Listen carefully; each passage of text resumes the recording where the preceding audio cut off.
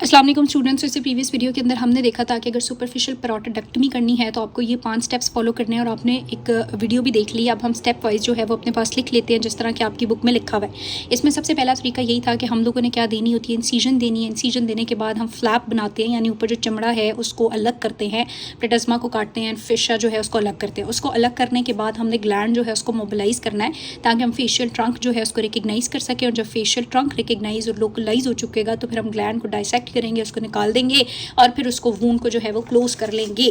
सो अब आपकी बुक के सीक्वेंस से हम यहाँ पे स्टेप टू स्टेप देख लेते हैं कि आपकी बुक के अंदर उसको किस तरीके से लिखा हुआ है। सो सबसे पहले वो कह रहा है कि नंबर 1 स्टेप यही है कि आपने क्या देनी है, इंसीजन देनी है। और इंसीजन देने के बाद जो फ्लैप है उनकी डेवलपमेंट होनी चाहिए। ठीक है, बहुत आसान सी बात है बेटे।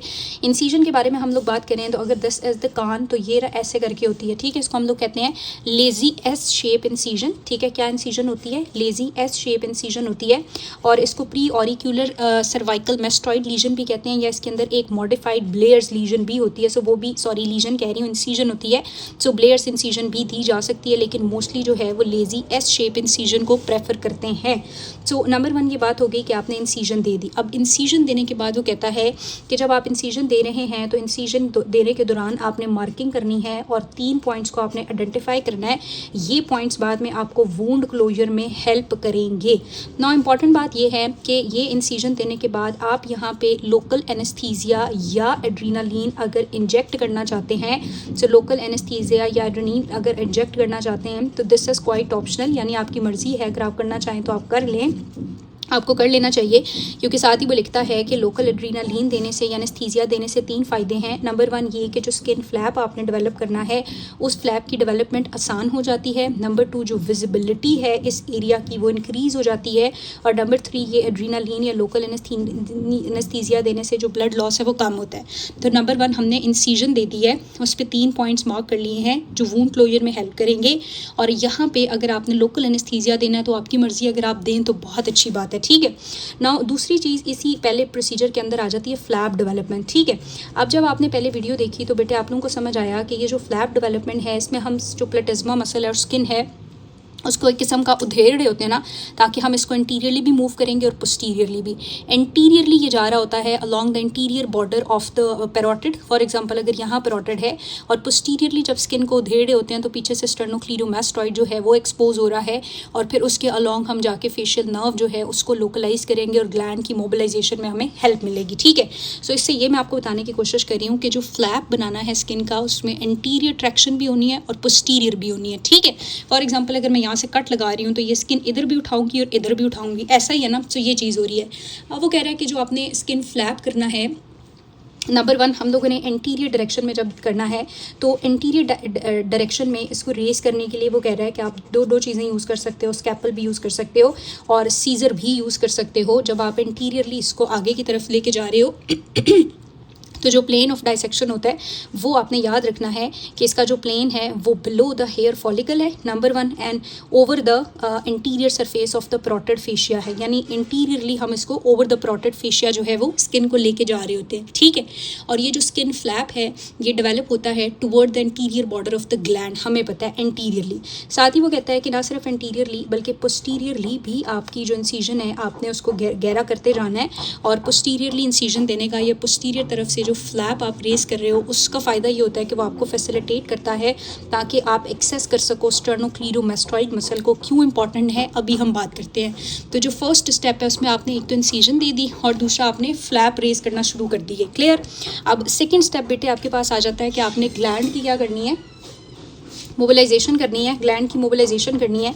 सो जो ग्लैंड की मोबिलाइजेशन है ये बहुत ही ज़्यादा आसान है और इसका मेन एम ये होता है कि आपके जो ग्लैंड के मार्जिन्स हैं हम उनको थोड़ा ढीला कर सकें और जो नर्व है हम उसको लोकलाइज कर सकें। ठीक है, सो आपकी बुक के अंदर वो लिखता है कि ये वाली जो फेस है इस फेस का बेसिक एम क्या होता है कि हम ग्लैंड के जो पोस्टीरियर बॉर्डर्स हैं या जो पोस्टीरियर उसके कनेक्शंस हैं उन कनेक्शन से हम ग्लैंड को क्या कर सकें, बेसिकली पोस्टीरियर कनेक्शन से उसको फ्री कर सकें, उसको उसको हटा सकें, ठीक है। और जब पोस्टीरियर मार्जिन उसके फ्री हो जाएंगे तो हमें फेशियल नर्व की आइडेंटिफिकेशन में हेल्प मिलेगी, एक बात, ओके। अब दूसरी बात वो ये कर रहा है कि इसके अंदर जब मोबिलाइज आप कर रहे हो तो कंटिन्यूसली आपने वीडियो में देखा है डाइसेक्शन चल रही है, तो नीचे की तरफ या पोस्टीरियरली अलॉन्ग द स्टर्नोक्लीरोमैस्टॉइड जितना भी फेशिया आता है आप उसको क्लिप्स लगा देते हो, और जो स्टर्नोक्लीरोमैस्टॉइड है उसको हम ट्रैक्शन कर रहे होते हैं, तो फेशिया को क्लिप करते हैं और अंदर की तरफ हम ट्रैक्शन करते हैं।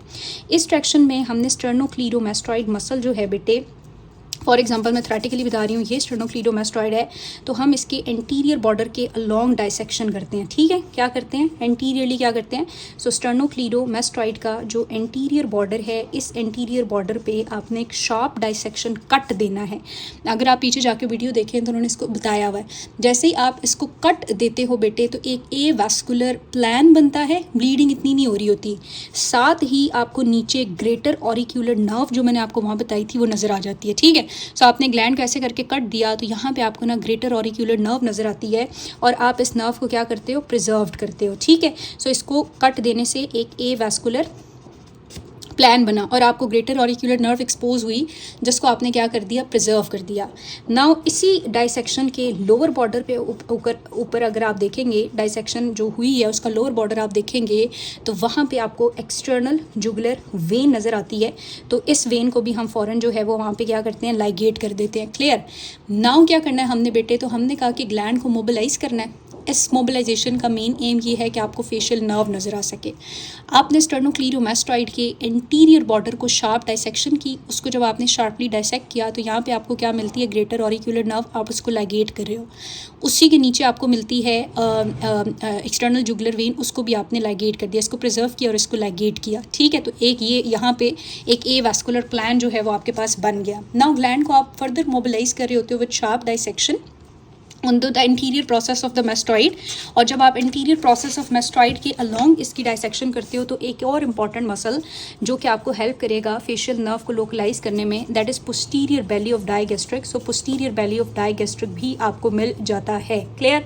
सो आई होप कि ये इतना ज़्यादा मुश्किल नहीं है आपके लिए याद करना कि आपने सबसे पहले क्या किया हुआ है कि ग्लैंड को मोबिलाइज करने के लिए जो आपका स्टर्नोक्लीरोमैस्टॉइड मसल है उसके इंटीरियर बॉर्डर पे एक इंसीजन दी, शार्प डाइसेक्शन की, उस शार्प डाइसेक्शन से आपको ग्रेटर ऑरिक्यूलर नर्व मिल गई और एक्सटर्नल जुगुलर वेन भी मिली रास्ते में, और जब हमने उसको ओवर द मैस्टॉइड मजीद डाइसेक्ट और मूव किया तो आपको पोस्टीरियर बेली ऑफ डाइगैस्ट्रिक भी मिल गई, क्लियर।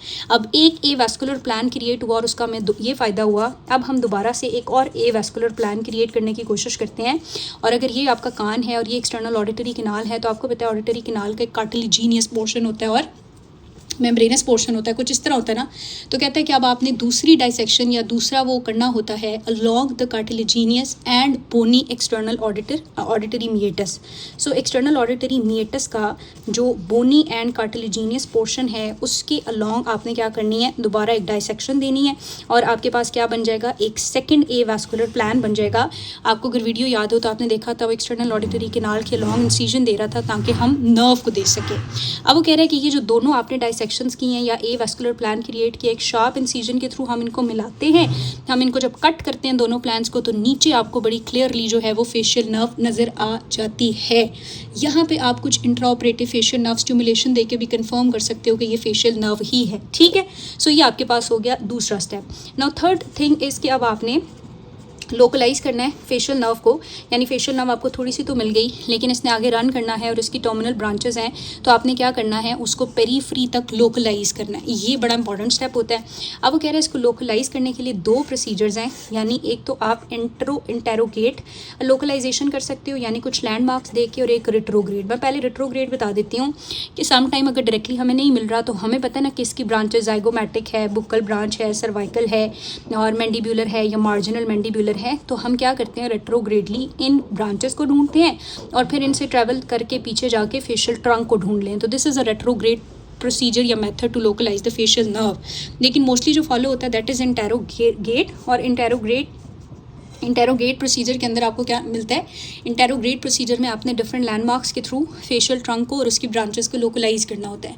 सबसे इंपॉर्टेंट वो ये कह रहा है कि जो कार्टिलेजिनियस कैनाल है उसका जो इन्फीरियर पोर्शन है, आपने ईयर में पढ़ा होगा, वहाँ पे एक पॉइंटर होता है जिसको हम लोग कहते हैं कॉर्नलेस पॉइंटर, या बेटे उसको हम लोग ट्रैगस भी कहते हैं, ठीक है। सो ट्रैगस पॉइंटर या ट्रैगस भी कहते हैं। उस ट्रैगस से 1 सेंटीमीटर डीप अगर हम देखें और इन्फीरियर देखेंगे तो फेशियल नर्व मिलती है, ठीक है। नंबर 2 वो कह रहा है कि आपको ये जो मिला पोस्टीरियर बेली ऑफ डायगैस्ट्रिक। सो जो पोस्टीरियर बेली ऑफ डायगैस्ट्रिक है, इसके 2 फायदे हैं, ये ग्लैंड की मोबिलाइजेशन में भी इंपॉर्टेंट होती है और इसके सुपीरियरली बेसिकली क्या पड़ी हुई होती है, फेशियल नर्व पड़ी हुई होती है। नंबर 3 हम देखेंगे तो जो स्क्वैमोटेम्पैनिक फीजर है, ये भी आपने पढ़ा होगा ENT में, उसके अलॉन्ग भी फेशियल नर्व ट्रेस की जा सकती है। जो स्टाइलाइट प्रोसेस है उसके अलॉन्ग भी फेशियल ट्रंक या फेशियल नर्व को हम लोकलाइज करते हैं, उस फेशियल स्टाइलाइट प्रोसेस के भी सुपीरियरली होती है। और सेम एज मेस्टॉइड। अब आपको अगर कॉन्सेप्ट वाइज नहीं भी याद तो भी आप इसको क्या याद रख सकते हो, स्टाइलॉइड और मेस्टॉइड तो आपको पता ही है, स्क्वैनोटेम्पैनिक फीजर। सो स्टाइलॉइड, स्क्वैमोटेम्पैनिक फीजर, मेस्टॉइड, ठीक है। Posterior belly of digastric and tragal pointer, simple सी बात है। इसके अलॉन्ग या इसके डीपली या सुपीरियर या इन्फीरियर या लेटरल नर्व आपको मिल जाती है। या दूसरा प्रोसीजर ये है कि उसकी बेटे जो टर्मिनल ब्रांचेस हैं, उन टर्मिनल ब्रांचेस के थ्रू आप जो है वो नर्व तक क्या ले लो, एक्सेस ले लो, लेकिन मोस्ट कॉमनली यही फॉलो होता है ना। लास्ट स्टेप ये आ गया कि वंस नर्व इज़ आइडेंटिफाइड, अब एक दफ़ा जो है वो नर्व आइडेंटिफाई हो गई है तो आपने इस नर्व को फॉलो करना है, पेरीफ्री तक जाना है, ठीक है। इसको फॉलो करके इसकी पेरीफ्री तक जाना है और इसकी सारी ब्रांचेस जो हैं उनको अच्छे तरीके से देख लेना ताकि आप किसी ब्रांच को डैमेज ना करें, सही है। तो एक दफ़ा नर्व आइडेंटिफाई हो गई है, आप जनरली जो है उसकी ट्रैक्शन करते हो। और एक इंपॉर्टेंट बात यहाँ पे ये भी आपने याद रखनी है कि जब नर्व आइडेंटिफाई हो रही है, आप उसकी ट्रैक्शन कर रहे हो, तो यहाँ जो मेजर मसला शुरू हो सकता है वो ब्लीडिंग है। क्यों? क्योंकि फेशियल नर्व है उसके लेटरली पड़ी हुई होती है मेस्टॉइड आर्टरी, ठीक है। उसके लेटरली क्या पड़ी हुई होती है, स्टाइलोमेस्टॉइड आर्टरी, और ये मेस्टॉइड आर्टरी अगर ब्लीड करेगी तो बड़ी ट्रबल सम ब्लीडिंग स्टार्ट हो जाएगी। सम टाइम ये होता है कि अगर आपको फेशियल नर्व जो है वो लोकलाइज नहीं भी हो रही, आप डाइसेक्शन कर रहे हो और एकदम तेज़ ब्लीडिंग स्टार्ट हुई है, तो भी उसके लेटरली आप समझ जाएंगे फेशियल नर्व है, आप नर्व के करीब है। अब ये बड़ी ट्रबल सम ब्लीडिंग कॉज करती है। सो इस ब्लीडिंग को रोकने के लिए हम कंटिन्यूसली बायपोलर, आपको पिक्चर में वीडियो में दिखाया था, बायपोलर डायथर्मी जो है वो यूज़ कर रहे होते हैं, जला रहे होते हैं आर्टरीज़ के एंड्स। या फिर दूसरी चीज़ वो कहता है कि आपके पास जो है वो स्वैब्स होते हैं जो एड्रीनलिन में सोक्ड हुए होते हैं, तो उनको यूज़ करके आप जो है ब्लीडिंग ओज का साइज़ रिड्यूस कर सकते हो, क्योंकि एड्रीनलिन वहाँ पे वेजो कंस्ट्रक्शन इंड्यूस करेगा। तो आपने इस ब्लीडिंग को कंट्रोल करना है। सो नर्व आइडेंटिफाई हो गई, आपने ब्लीडिंग कंट्रोल कर ली। नाउ लास्ट स्टेप ये है कि आपने डाइसेक्शन कर देनी है ग्लैंड की, ठीक है। सो नाउ बारी ये है कि हमने ग्लैंड को डाइसेक्ट करना है और ये आपका बेलेस से वर्ड टू वर्ड हम कर रहे हैं। सो कहते हैं नर्व आइडेंटिफाई हो गई, फर्दर आप उसकी ब्रांचेस, जैसे मैंने प्रीवियसली भी बताया, उसकी ब्रांचेस जो हैं उनको एक्सपोज करेंगे या उनकी ब्रांचेस तक उसको ट्रेस कर रहे होंगे, ठीक है, और इमीडिएटली अबव द नर्व। अब वो कह रहा है कि यहाँ पे ना एक मैन्यूवर फॉलो होता है, सर्जन्स बताते हैं TLC, सही है। इसका मतलब है आपने टनल क्रिएट करना है, उसको जो है वो लिफ्ट करना है और फिर कटिंग करनी है, सही है। सो टनल क्रिएट किया, उसको लिफ्ट करते हैं, देन कट करते हैं। सो ब्रांचेस जो हैं वो एक्सपोज करनी है और फिर एक टनल जो है वो क्रिएट करना है।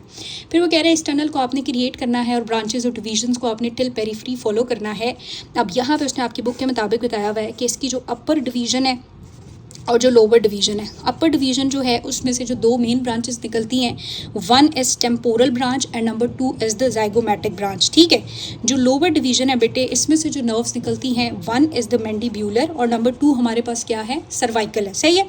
सो आपने इनको क्या करना है, पेरीफ्री तक फॉलो करना है। और इफ़ अगर आप सुपीरियर लोब निकाल रहे हो तो आप उसको मोबिलाइज करते हो सुपीरियर टू इन्फीरियर डायरेक्शन और निकाल देते हो। अपर डिवीज़न का बात आपने याद रखनी है कि इसका कोर्स जो है वो टर्टुअस सा होता है, तो मोस्ट लाइकली ये डैमेज हो जाती है। तो आपने इसके डैमेज नहीं होने देना, मतलब इसको बड़ी प्रिकॉशन के साथ कंट्रोल करना है, बड़ी ग्रेटर केयर करनी है। लेकिन इफ़ अगर कोई भी ब्रांच डैमेज हो जाती है, एक्सेप्ट बुक्कल, अगर बुक्कल डैमेज हो जाए तो हम इतना ज़्यादा वरिड नहीं होते, लेकिन अगर बाकी हो जाएंगी तो उनको इमीडिएटली वहीं पर हमने फ्लैप्स की मदद से रिपेयर करके ही बाहर आना है। सो इतनी सी बात है बेटे कि आपने ग्लैंड को ऑलरेडी मोबिलाइज किया हुआ था, आपको फेशियल नर्व मिल गई, आपने पेरीफ्री तक उसको फॉलो किया, देन आपने ग्लैंड को सुपीरियर टू इन्फीरियर मूव किया, आहिस्ता आहिस्ता आहिस्ता डाइसेक्ट किया और उठा के ग्लैंड को बाहर निकाल दिया। मोस्ट लाइकली आपकी कोशिश यही होती है कि आप नर्व डैमेज ना करें सुपरफिशियल पैरोटिडेक्टमी, क्योंकि आप लिटरल वाली लोब निकाल रहे होते हो और फेशियल नर्व जो है वो प्रिजर्व होती है। लेकिन अगर डैमेज हो जाए तो आपने इमीडिएटली उसको रिपेयर करना है। नो लास्ट थिंग इज़ कि आपका ये जो सारा ज़ख्म है इसका क्लोजर हमने करना है। सो क्लोजर के लिए हम लोग देखते हैं कि वहाँ ब्लीडिंग तो नहीं हो रही, बिल्कुल ब्लीडिंग वहाँ छोड़ के नहीं आनी, इसको कम्प्लीटली क्लोज करना है। ब्लीडिंग जब क्लोज हो जाएगी तो उसके बाद फिर आपने एक ड्रेनेज जो है वो डाल देना है, ताकि कोई ब्लीडिंग या कोई पस चस पड़े तो वो फिर ड्रेन हो, जो 24 to 72 आवर्स के लिए हम छोड़ देते हैं। और पेशेंट जो है वो उसको इसके लिए हम ट्रेंडलबर्ग पोजीशन में जो है वो सेट करते हैं, ब्लीडिंग कंट्रोल करते हैं, ड्रेन डालते हैं और वूंड का क्लोजर कर देते हैं, जैसे आपने वीडियो में देखा। So this is it. So आसान सी बात है, मैं इसको 2 मिनटों में रिवाइज़ करूँ तो वो ये बात है बेटे, सबसे पहले आपने क्या किया, इंसिजन दी, फ्लैप रेस की, उनको इंटीरियरली इधर मूव कराया। ग्लैंड की मोबिलाइजेशन के लिए आपने अलॉन्ग द स्टर्नोक्लीरोमास्टॉइड इंटीरियरली कट दिया, वहाँ आपको ग्रेटर ऑरिक्यूलर नर्व मिली, इसको प्रिजर्व किया, एक्सटर्नल जुगुलर वेन मिली, इसको लाइगेट किया, पोस्टीरियर बेली ऑफ डायगैस्ट्रिक को आइडेंटिफाई किया। एक और प्लान क्रिएट किया अलॉन्ग द एक्सटर्नल ऑडिटरी मीएटस, उसकी बोनी एंड कार्टिलेजिनियस पार्ट के करीब, और दोनों को आपस में मिलाया और फेशियल नर्व आइडेंटिफाई हो गई। फेशियल नर्व की आइडेंटिफिकेशन इंटेरोगेट एंड रेट्रोग्रेड की जा सकती है। फेशियल नर्व को आपने जब देख लिया, उसकी पेरीफ्री तक फॉलो किया और ग्लैंड को इंसीजन करके या डाइसेक्शन करके, शार्प डाइसेक्शन करके रिमूव कर लिया और जितनी भी ब्लीडिंग है उसको कंट्रोल किया, एंड देन उसको ट्रेंडलबर्ग पोजीशन में डाल के ड्रेन डाला और वूंड को क्लोज कर दिया। This is it. अब आपने वीडियो भी देख ली, यहाँ से भी देख लिया। अब बेहतर ये है कि आप एक फ्लो चार्ट की फॉर्म में अपने पास इसके स्टेप, टोटल 10 स्टेप्स भी लिख लें और उनमें आप सारा प्रोसीजर एक्सप्लेन कर दें और एंड पे आप वही रिवाइज करें, तो वाई एग्जाम के लिए मोर देन एनफ है। ठीक है जी।